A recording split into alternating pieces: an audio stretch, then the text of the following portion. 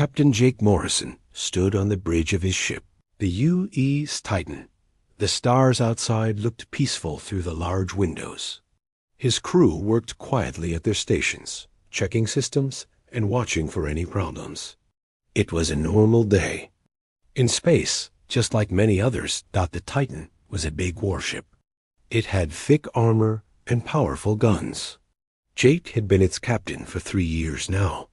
He was a good leader, and his crew trusted him.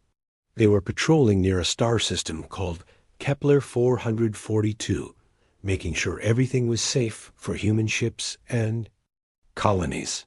"Captain," said Lieutenant Ben Carter from his station, "I'm getting some strange readings on the long-range sensors." Jake walked over to Ben's console. The young officer looked worried.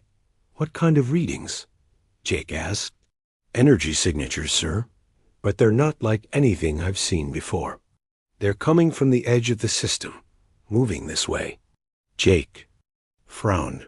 In all his years in space, he had never seen alien ships. No human had. Earth scientists always wondered if other intelligent life existed, but they had never found proof. "How many contacts?" Ben checked his screen again. His face went pale. "Sir, I count at least 200 ships. Maybe more. They're big, sir. Really big." Jake felt his heart beat faster.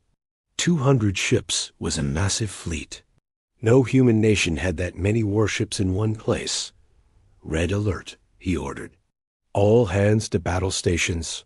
Alarms rang through the ship. Red lights flashed. In the hallways, the crew ran to their positions. In minutes, the Titan was ready for battle. Commander Lisa Park, Jake's second-in-command, hurried onto the bridge. "What's the situation?" she asked.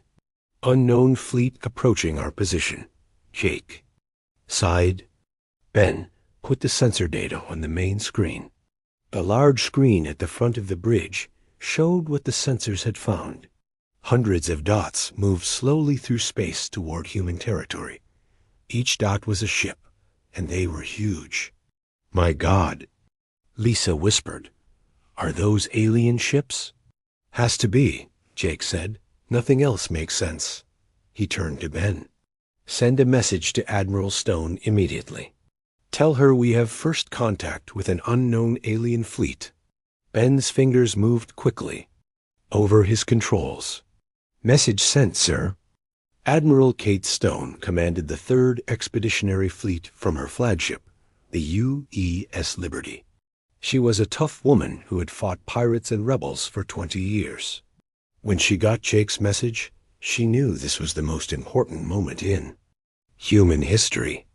"All ships, this is Admiral Stone," she said over the fleet communication system.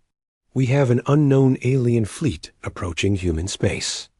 All vessels are to form up on the Liberty immediately. This is not a drill." 12 human warships changed course and headed toward the Liberty. They included destroyers, cruisers, and the big dreadnought Liberty itself.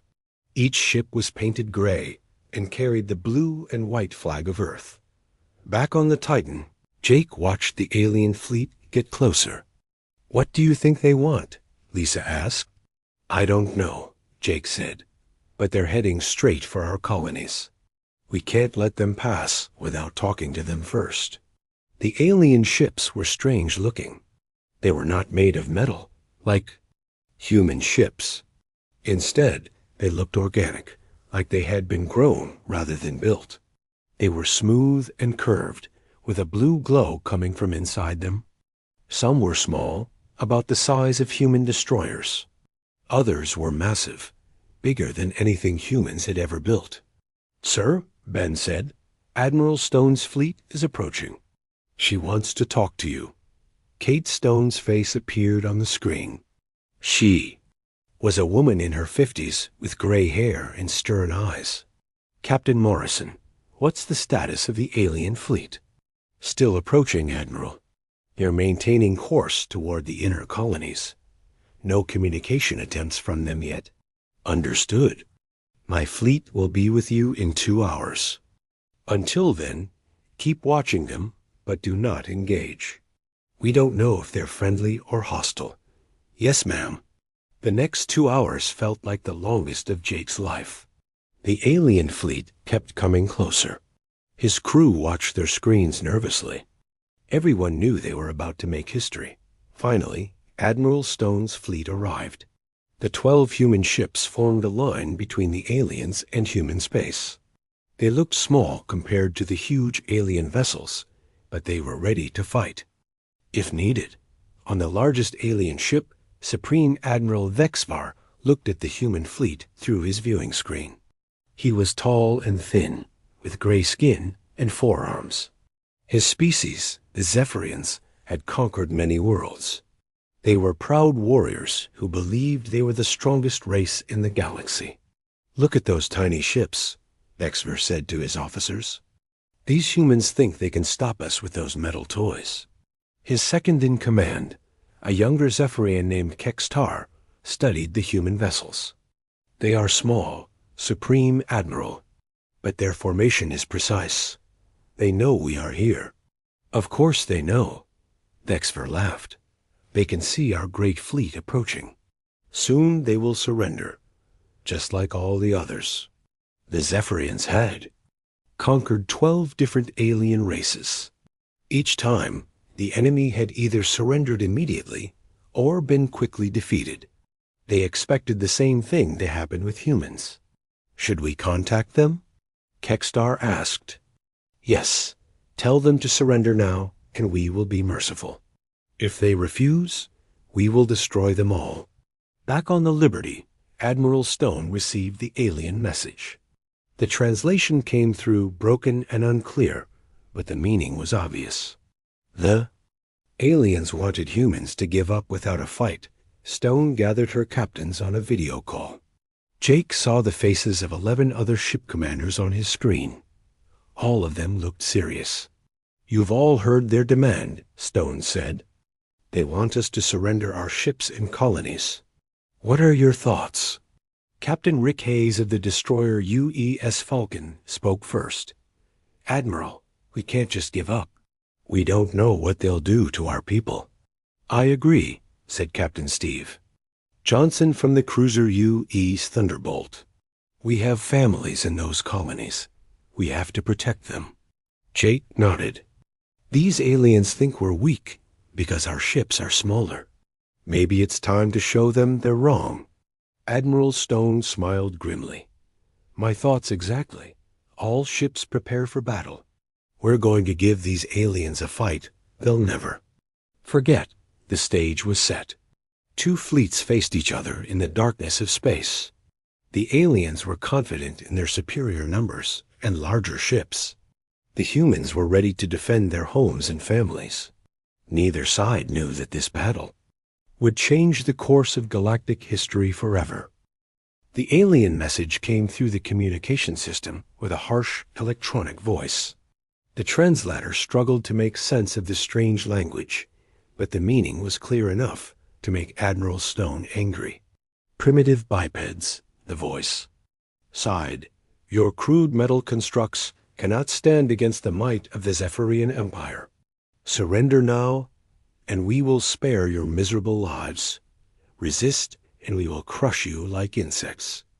On the bridge of the Liberty, Admiral Stone's jaw tightened.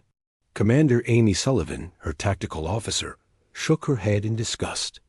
"They're not very diplomatic, are they?" "No, they're not," Stone said. She activated the fleet communication channel. "All ships, this is Admiral Stone. You heard their message. They think we're primitive and weak. Let's show them what humans are really made of." Stone opened a channel to the alien fleet. "This is Admiral Kate Stone of the United Earth. Space Navy. We will not surrender our ships or our colonies. If you want a fight, you'll get one." On the Zephyrian flagship, Supreme Admiral Vexvar laughed when he heard the human response. "Foolish creatures. They choose death over wisdom. All ships, prepare for battle. This will be over quickly." The alien fleet began to move into attack formation. Their ships were massive and impressive, glowing with blue energy. The smallest alien vessel was still larger than most human cruisers. The biggest ones were like floating cities, bristling with weapons. But Admiral Stone had been fighting in space for 20 years. She knew that size wasn't everything. All ships spread out. Use formation Delta 7. Make them work for every shot. The human fleet split apart, forming a wide line. Each ship was spaced far enough from the others that enemy fire couldn't hit multiple targets. It was a formation designed for smaller, faster ships to fight larger opponents. Captain Rick Hayes commanded the destroyer UEC Falcon. His ship was one of the smallest in the human fleet, but it was fast and well-armed. "Weapons officer," he said to Lieutenant Paul Green, "charge all plasma cannons. Set shields to maximum." "Yes, sir," Paul replied. His hands moved quickly over the weapon controls. All systems ready. The first shot came from a Zephyrian light cruiser. A bolt of blue energy streaked across space toward the Falcon. Rick saw it coming and shouted, "Hard to port, full speed." The Falcon spun to the left just as the energy beam passed through the space where it had been. The alien weapon was powerful, but it was slow. The Falcon's engines pushed the small ship forward at incredible speed. "Return fire." Rick ordered. Paul pressed the firing button. 3 red plasma bolts shot from the Falcon's guns. They hit the alien cruiser's shields, causing them to flicker and spark. The alien ship was hurt, but not destroyed. Direct hit. Paul shouted, "Their shields are down to 70%. On the Titan, Captain Jake Morrison watched the battle begin. "Lisa, bring us around to support the Falcon." "Ben, target the nearest alien ship." "Yes, sir," Commander Lisa Parks said. The Titan turned toward a large Zephyrian destroyer. Its blue hull gleamed in the starlight. "Weapons locked on target," Ben reported from his station. "Fire," Jake ordered. The Titan's heavy guns spoke with thunder. Massive plasma bolts slammed into the alien destroyer. The enemy ship rocked under the impact, but its thick armor held. All across the battlefield, human and alien ships exchanged fire. The aliens had expected an easy victory, but they quickly realized something was wrong.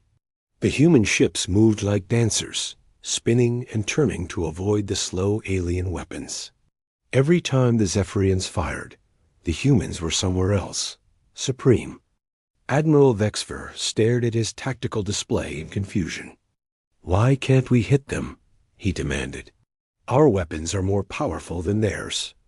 Kekstar studied the battle data. "Their ships are much faster than ours, Supreme Admiral.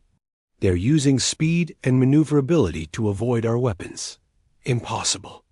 Vexfer shouted, "No species has ever fought like this. They should be trying to match our firepower with firepower." But humans had learned warfare in a different school. For thousands of years, humans had fought each other on Earth, in space, and on distant worlds. They had learned that the biggest army didn't always win. Speed, tactics, and smart thinking could beat raw power. Captain Steve Johnson commanded the cruiser U's Thunderbolt. He watched 2 alien ships trying to surround the Falcon. "Rick's in trouble," he said to his crew. "Take us in, full speed." The Thunderbolt raced across the battlefield. Its guns fired continuously, hitting one of the alien ships attacking the Falcon. The surprise attack forced the aliens to turn and face this new threat, giving Rick's ship time to escape. "Thanks, Steve." Rick's voice came over the communication system. "I owe you one. Just doing my job," Steve replied. But he was already planning his next move. The human ships worked together like a team. When one was in danger, others came to help.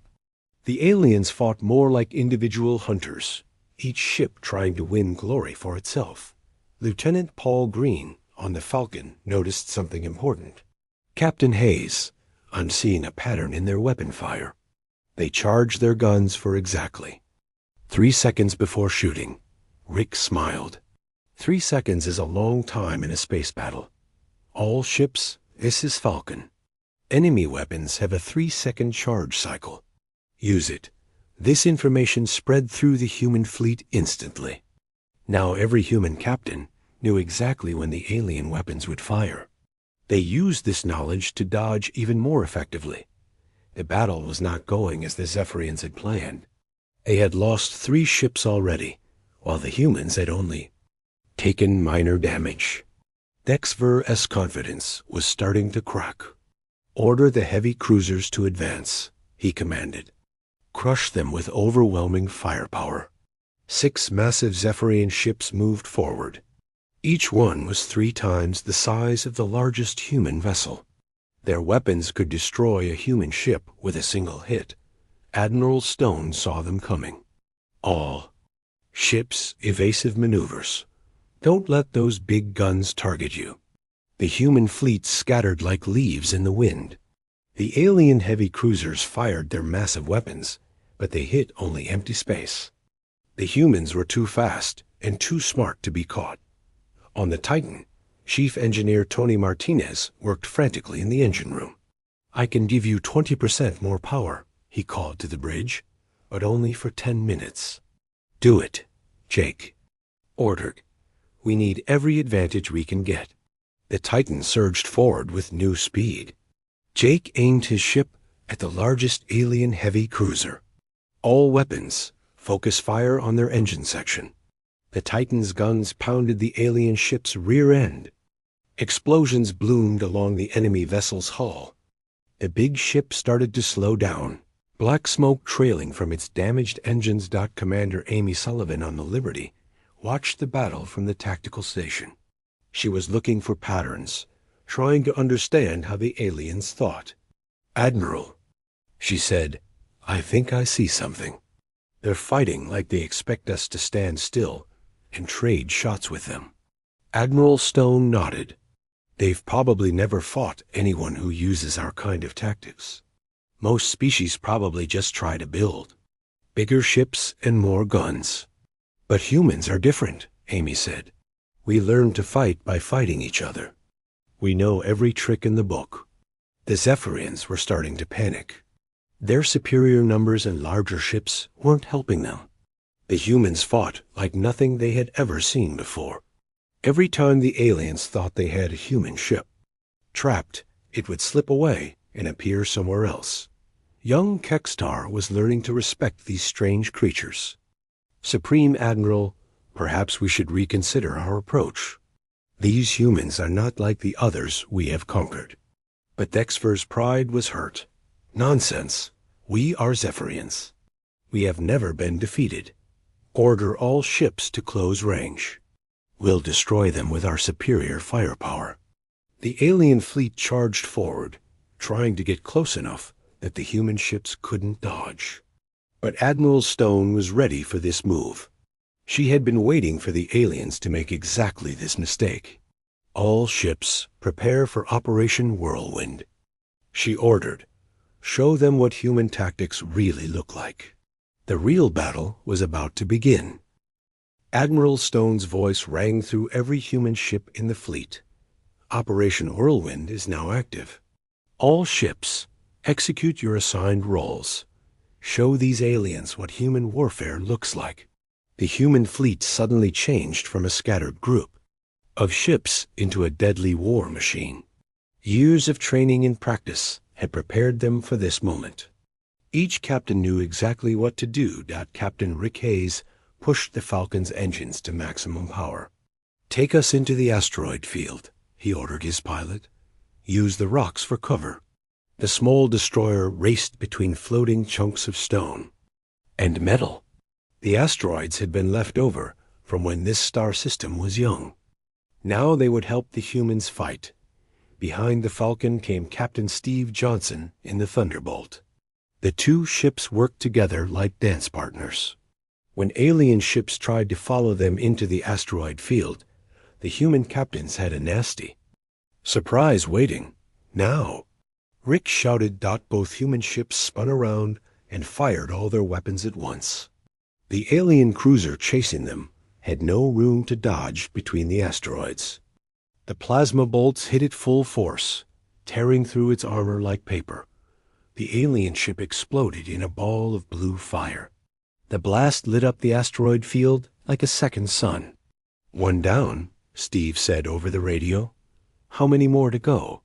On the Titan, Captain Jake Morrison was fighting a different kind of battle. His ship was larger and slower than the destroyers, but it had more powerful weapons. Chief Engineer Tony Martinez had pushed the engines beyond their normal limits, giving Jake the speed he needed. "Target the alien command ship," Jake ordered Lieutenant Paul Green.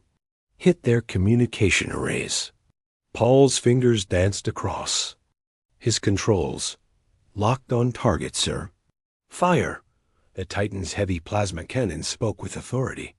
The energy bolts crossed space and slammed into the side of the massive Zephyrian flagship.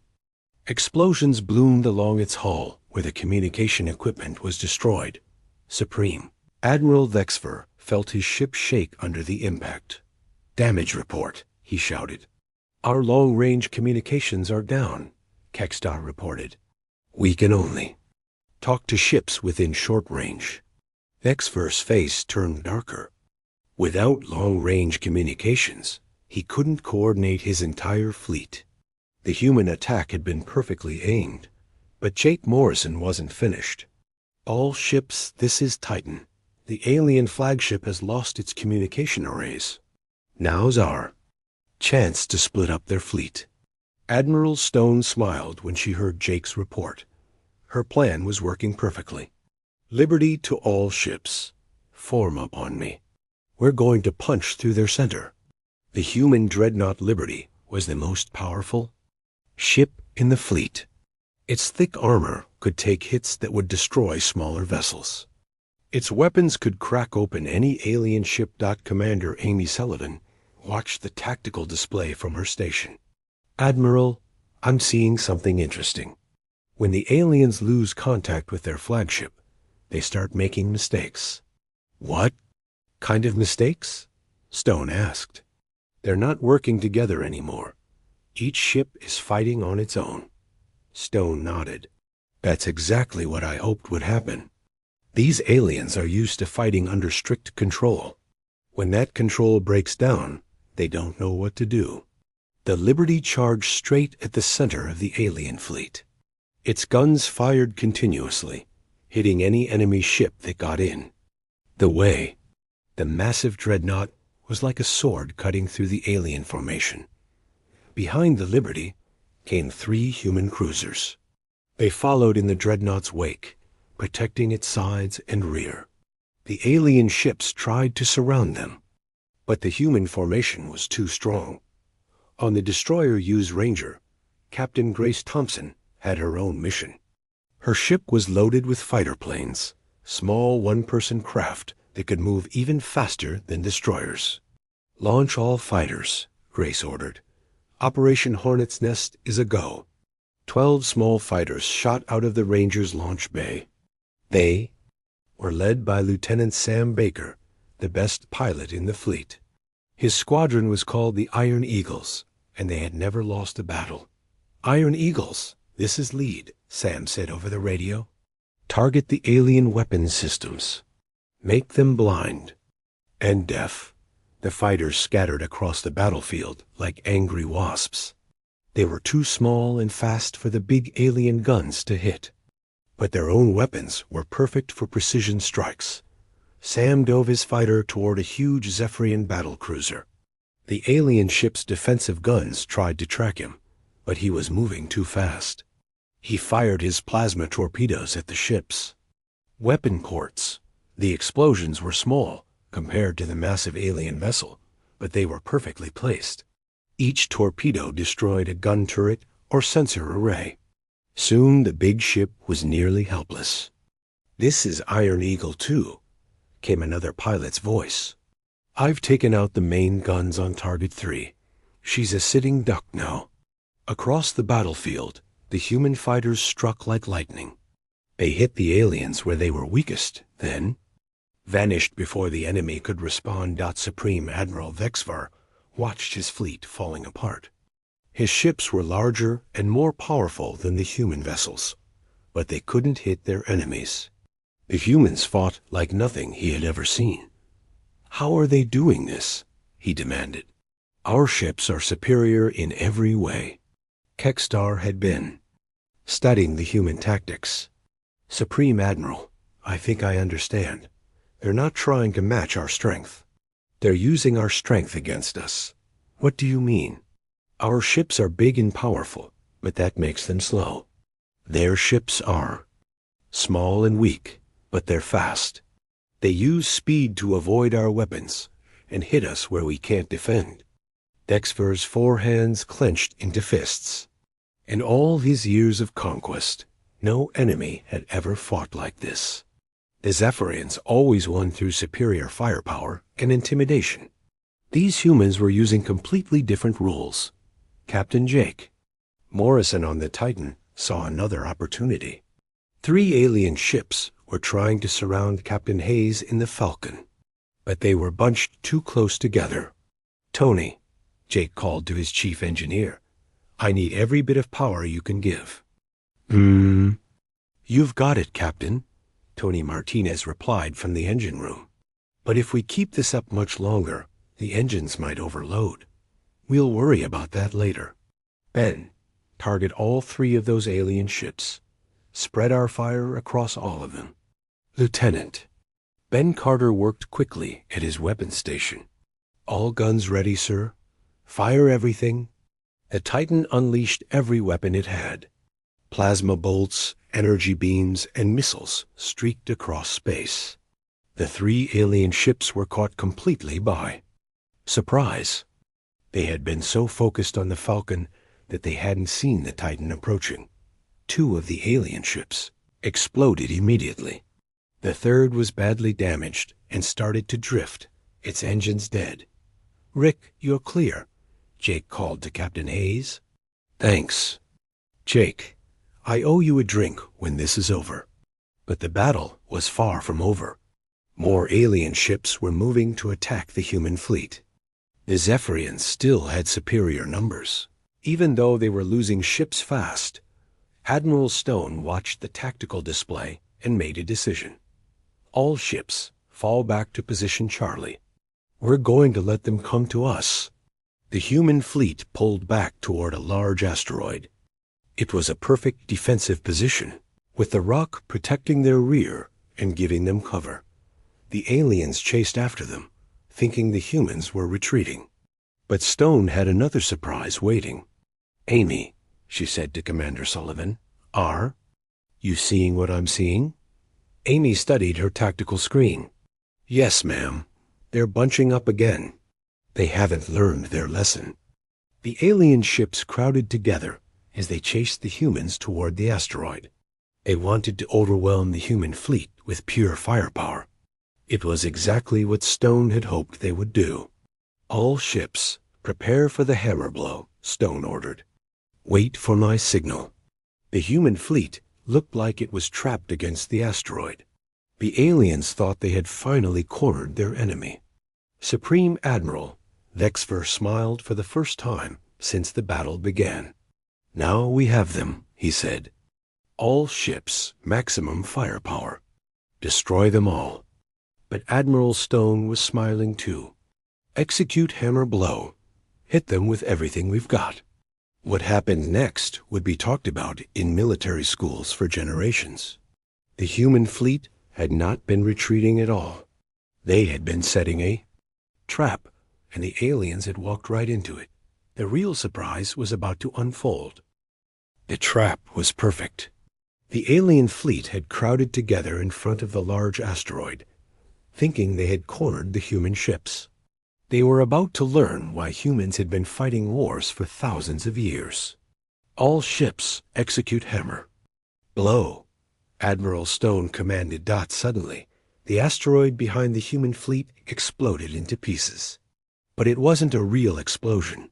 Hidden behind the giant rock, 5 more human warships had been waiting. The explosion was their engines firing up all at once. The U.E.'s Hammer, commanded by Captain Joe Davis, led the surprise attack. His heavy cruiser had been hiding in the asteroid's shadow since the battle began. With him came 4 destroyers that had been running silent, invisible to alien sensors. Surprise! Captain Davis shouted over the radio as his ship opened fire. The aliens were caught completely off guard. They had thought they were fighting 12 human ships. Now there were 17, and the new ones were attacking from behind. The Zephyrian fleet was trapped between 2 groups of human ships. In front of them, Admiral Stone's forces opened fire. Behind them, Captain Davis's hidden squadron struck like a hammer. Supreme Admiral Vexvar watched in horror as his carefully planned attack turned into a disaster. How did they hide ships behind that asteroid? He demanded. KEX-Star checked his sensors frantically. I don't understand, Supreme Admiral. Our sensors should have detected them. Unless they were running completely silent, another officer said. But that's impossible. No crew can survive without power for that long. But humans had learned to do many things that other species thought were impossible. Captain Davis and his crews had been floating in the cold darkness for 2 hours, using only emergency life support. It was dangerous and uncomfortable, but it was worth it for the perfect surprise attack. The alien fleet was in chaos. Ships crashed into each other as they tried to escape the human trap. Some tried to fight their way forward, others attempted to retreat. The careful formation that Vexvar had built was falling apart. Lieutenant Sam Baker and his Iron Eagle's fighter squadron saw their chance. All fighters, target the alien flagship. This is our shot at their command ship. 12 small fighters dove toward the massive Zephyrian flagship like hawks hunting a giant beast. The big ship's defensive guns tried to track them, but the fighters were too small and too fast. Sam led the attack himself. His fighters screamed through space, dodging energy beams and plasma bolts. He could see the flagship's bridge through its transparent sections. Alien figures moved around inside, trying to control their fleet. Iron Eagle Squadron, target the bridge section. Take out their command center. The fighters struck like precision instruments. Their plasma torpedoes hit the flagship's bridge in 12 different places. Explosions bloomed across the ship's command section. Inside the flagship, Supreme Admiral Vexvar was thrown to the floor as his ship shook under the attack. Lights went out, and emergency alarms began to wail. Smoke filled the bridge. Damage report. He shouted, pulling himself back to his feet. Bridge systems are failing, Kekstar reported. His voice was shaky with fear.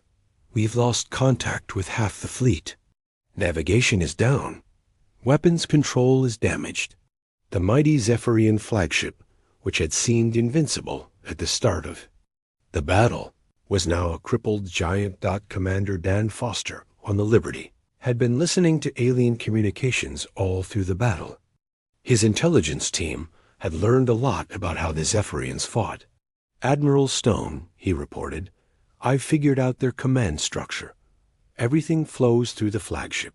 When it's damaged, the other ships don't know what to do. Admiral. Stone nodded. That's their weakness. They're too dependent on central control. Our ships can fight independently if they need to. She was right. Human military doctrine was different from the alien approach. Each human captain was trained to think for himself and make quick decisions. The aliens relied on orders from their superiors. Captain Rick Hayes in the Falcon saw 3 alien destroyers trying to escape the battle. They were damaged and running away, but Rick wasn't going to let them go. Steve, Grace, this is Rick. I've got 3 runners heading for the outer system. Want to help me round them up? Captain Steve Johnson in the Thunderbolt and Captain Grace Thompson in the Ranger immediately changed course. The 3 human ships worked together like a pack of wolves hunting their prey. The alien destroyers were faster than most Zephyrian ships, but they were still slower than human vessels. The chase didn't last long. "I'll take the left one," Grace called out. "I've got the right," Steve added. "That leaves the middle one for me," Rick said with a grin. The 3 human ships attacked simultaneously. The alien destroyers tried to fight back, but they were outgunned and outmaneuvered. Within minutes, all 3 enemy ships were either destroyed or surrendering. Back at the main battle, Captain Jake Morrison in the Titan was facing the largest alien ship he had ever seen. It was a Zephyrian dreadnought, even bigger than the flagship. Its massive guns could destroy the Titan with a single hit, but Jake had learned something important during the battle. Size wasn't everything. The big alien ship was powerful, but it was also slow and clumsy. "Tony," Jake called to his chief engineer, "I need everything you've got. We're going to dance with that giant." "Engines at maximum, Captain," Tony Martinez replied. "But I'm not sure how much longer they can take this punishment. Just hold together for a few more minutes." The Titan began to circle the huge alien. Dreadnought like a fighter dancing around a heavyweight boxer. The alien ship tried to turn and track the smaller human vessel, but it couldn't rotate fast enough. Jake kept his ship moving, never staying in one place long enough for the alien. Guns to lock on. At the same time, he fired continuously at the giant ship's weapon systems. "Target their gun ports," Jake ordered Lieutenant Paul Green. "Knock out their weapons one by one." Paul's accuracy was perfect. Each shot from the Titan's guns destroyed. Another alien weapon turret. The massive dreadnought was slowly being stripped of its ability to fight back. The alien captain of the dreadnought grew frustrated. His ship was the pride of the Zephyrian fleet, but he couldn't even hit the tiny human cruiser that was tearing him apart. Across the battlefield, the tide of battle had completely turned. The aliens had started with over 200 ships. Now, less than half of them were still fighting. Many were destroyed, others were badly damaged, and some were trying to escape. The human fleet had lost only 2 ships, and both of those had been damaged rather than destroyed. Their crews had been rescued by other human vessels. Admiral Stone watched the tactical display with satisfaction. "All ships, prepare for the final assault. Target the alien flagship. It's time to end this." The remaining human ships formed up for one last attack. The Zephyrian flagship was badly damaged, but it was still the heart of the alien fleet. If they could capture or destroy it, the battle would be over. Supreme Admiral Vex Vor knew his fleet was beaten. His proud warriors, who had conquered 12 different worlds, were being destroyed by these small human ships. It was impossible, but it was happening. "Supreme Admiral," Kextar said quietly, "perhaps we should consider surrender." Vex Vor's face twisted with rage and shame. "Surrender? Zephyrians do not surrender. We fight to the death." But even as he spoke, he could see the human ships moving in for the final attack. His mighty fleet was broken, his flagship was crippled, and his dreams of easy conquest were in ruins. The humans had proven something that would shock the entire galaxy. They were not primitive creatures to be easily conquered. They were warriors who fought with intelligence, courage, and teamwork. The final assault was about to begin, and everyone in both fleets knew that the battle's outcome would change everything. The final assault began with Admiral Stone's voice echoing through every human ship. "All vessels, concentrate fire on the alien flagship. Disable, don't destroy. We want prisoners and information." 17 human warships moved in perfect coordination toward the crippled Zephyrian flagship. A massive alien vessel tried to fight back, but most of its weapons were already destroyed. The few guns still working fired desperately into space, but the human ships were too fast and too smart to be hit. Captain Jake Morrison brought the Titan in close to the flagship's main engine section. "Paul, target their power core, but use low-power shots. We want to disable them, not blow them up. Lieutenant Paul Green adjusted his weapons carefully. Low-power plasma bolts ready, sir. Fire. The Titan's guns spoke with controlled precision. Instead of the devastating full-power blasts they had been using, the weapons fired gentle shots that damaged the alien ship's engines without destroying them completely. One by one, the human ships took out the flagship's remaining systems. Within 10 minutes, the great Zephyrian command ship was completely helpless. It drifted in space, dark and silent. Supreme Admiral Vexvar sat in his ruined command center, surrounded by broken equipment and injured crew members. His proud flagship, which had led the conquest of 12 worlds, was now a floating wreck. "Sir," Kekstar said quietly, "we're receiving a communication from the human fleet." Admiral Stone's face appeared on the damaged screen. She looked calm and professional, not like someone who had just won a great victory. "This is Admiral Kate Stone of the United Earth Space Navy. Do you surrender?" Vexvar stared at the human. Woman. Everything he believed about warfare had been proven wrong. His superior numbers, his bigger ships, his powerful weapons, none of it had mattered. These humans had defeated him with tactics and teamwork. He began, then stopped. The word surrender was hard for a proud Zephyrian to say. We yield to your superior tactics." "Good," Admiral Stone said. "Prepare to be boarded. We'll send medical teams to help your wounded." Vexvar was confused. "Medical teams? For us?" "Of course. You're wounded, aren't you? We don't leave injured people to suffer, even former enemies." This was completely outside Vexvar's experience. In Zephyrian culture, defeated enemies were either killed or enslaved. The idea that victors would help their beaten foes was impossible to understand. Dr. Helen Martinez led the medical team. That boarded the alien flagship. She was the chief medical officer from the Liberty, and she brought supplies to treat both human and alien injuries. When she saw the wounded Zephyrians, she immediately went to work. "Don't worry," she told them through the translator. "We're here to help." The alien medical officer, a Zephyrian named Kekstar, watched in amazement as the human doctor treated his people. "Why are you doing this?" he asked. "We are your enemies." "Not anymore," Dr. Martinez said as she bandaged an alien's injured arm. "The fighting is over. Now we take care of the wounded. That's what civilized people do." Commander Alex Wright, the Liberty's diplomatic officer, set up a meeting between Admiral Stone and Supreme Admiral Vexvar. The two leaders met in the Liberty's conference room, with translators standing by. Vexvar looked older and more tired than he had at the battle's start. His forearms hung at his sides, and his gray skin had lost its proud color. "I do not understand your people," he said. "What don't you understand?" Admiral Stone asked. "Everything. Your tactics, your mercy, your willingness to help defeated enemies. In all our conquests, we have never met anyone like humans." Stone leaned forward. "Tell me about these conquests.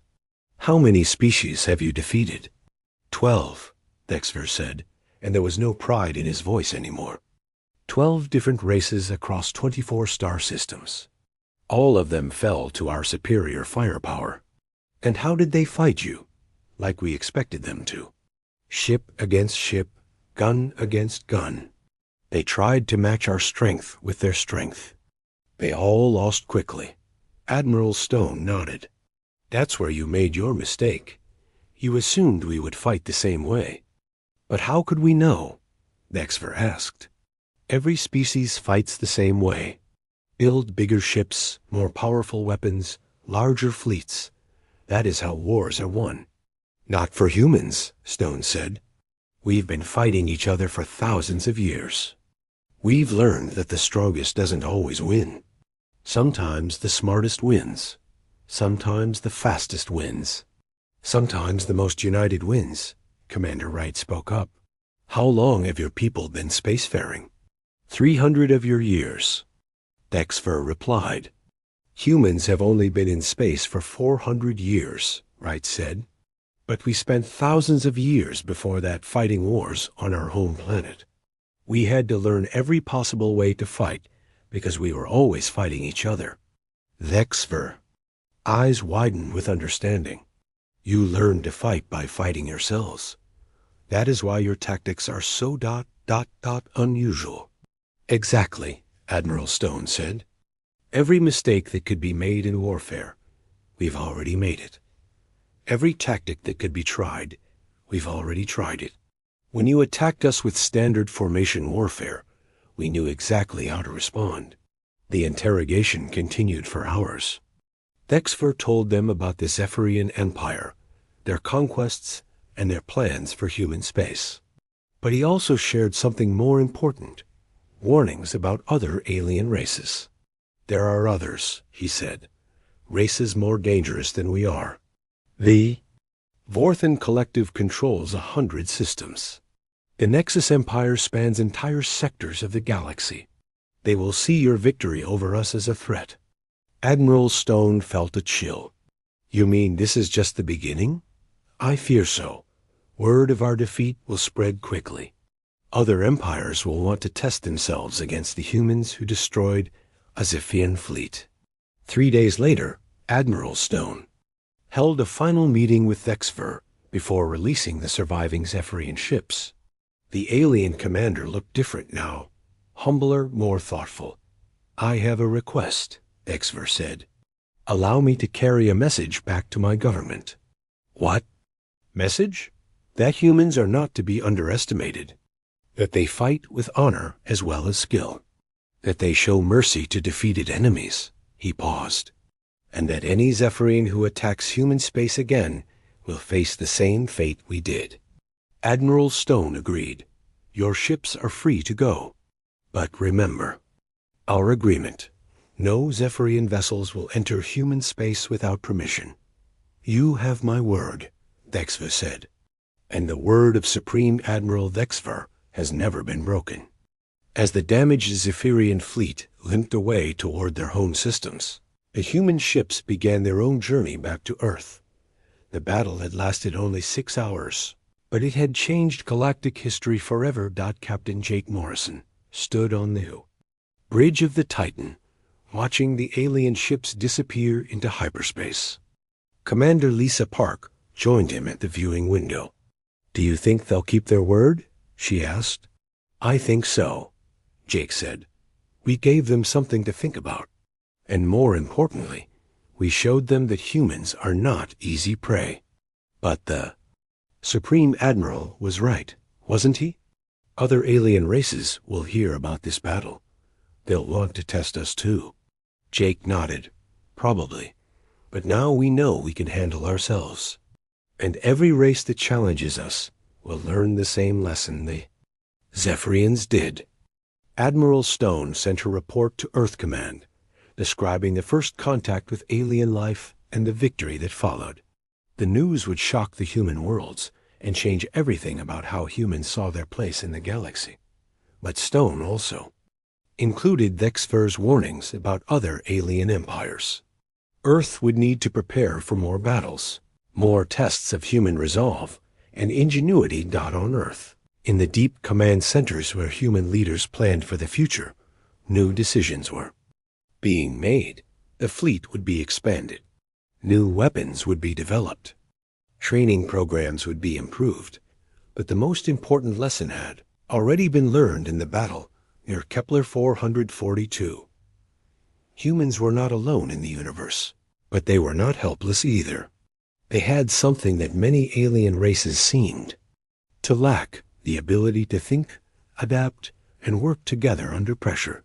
Years later, when the history books were written about humanity's first contact with alien life, they would call it the Battle of Kepler 442.